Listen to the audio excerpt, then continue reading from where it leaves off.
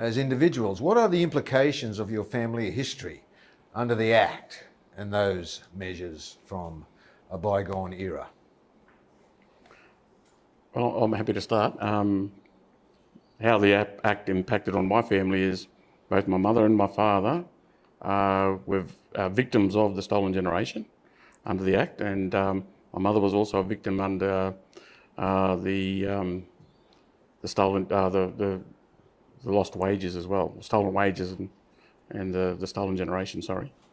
They also had to get permits to leave Cherbourg to join the railway, which meant my father ended up in a number of white communities, and for me and my siblings, we put up with a lot of racism because of us getting that permit to leave Cherbourg. Yeah.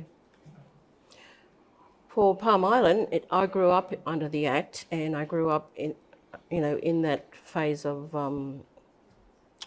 judging us for just about everything we do. But my mum and dad kept us more isolated as a family because Mum and Dad wanted to teach us their understanding of what we are going through. So Dad constantly had correspondence from his families on the mainland, the ones who were given permission to actually leave, so they had to sign a document to say they are no longer Aboriginal or they're no longer Torres Strait, they are nobody. So all those relatives who returned back to the mainland, they were also sending mail to Dad, giving him the update on what's going on in the world. So Dad would keep us close to him, and Mum, and they'd give us the own education, not the state government's education. So pretty much that's how we all got through it. And at school, even at school, we knew that what we were taught at school, yes, we knew about the basic education was important, but reading Dick and Dora and, and the black guy standing up with a spear, that wasn't the norm. So we knew all that, but we went through the education, and because we needed to learn and to read and write. So pretty much our parents channeled us in a way that we don't get really, sad that this is all that's happening around us.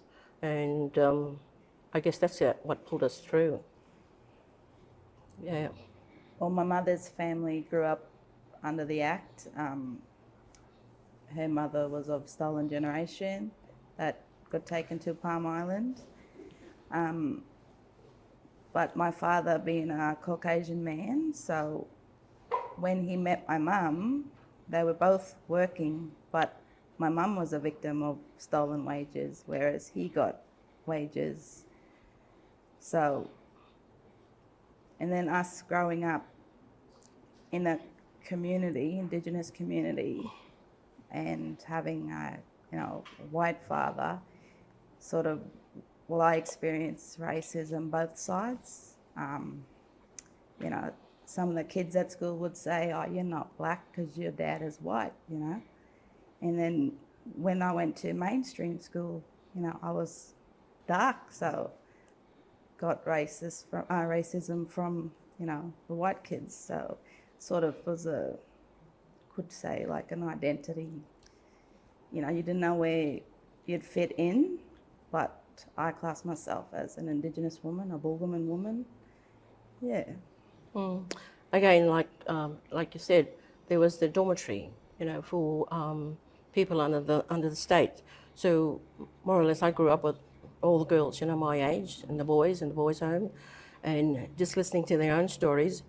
I guess they were sad because they weren't with their parents, or their nearest relative was in the community but could not speak until they got permission to share with their families. So in that sense, it gave them some comfort that us in the community, whilst we were at school, we gave them the time to sit down and yarn and find out, how they're going, are you okay, and that type of yarning, And we joined in with sports, so sports was a big thing in primary school, and that gave us, I think sport just gave us even more passion to survive. So we all we were all athletics. I mean, I might not look like it, but, you know, we were all athletes, yes. And sometimes stolen generation just didn't mean within the community. Like, yes, my mum was taken away from her mother on Cherbourg and put in the Cherbourg dormitory, but because of a part of the act that she didn't obey, she was actually sent to Palm Island Yes, you did. and spent many years on Palm. So it was uprooting an individual, not just from country, our family, but from country as well, that she was. But in saying that, she did, you know, make some really good friends in those other communities that, you know, like Palm and all the other ones that got sent to Palm as well. Yeah. Generally speaking, all those people who were sent to Palm, primarily they told us it was all about punishment. And being the ward of the states, you were punished. So we all grew up knowing that, oh yeah, they must have did something wrong. That's why they're here. And Mum and Dad put us straight and said, no, that's not the case. It's the Living Under the Protection Act.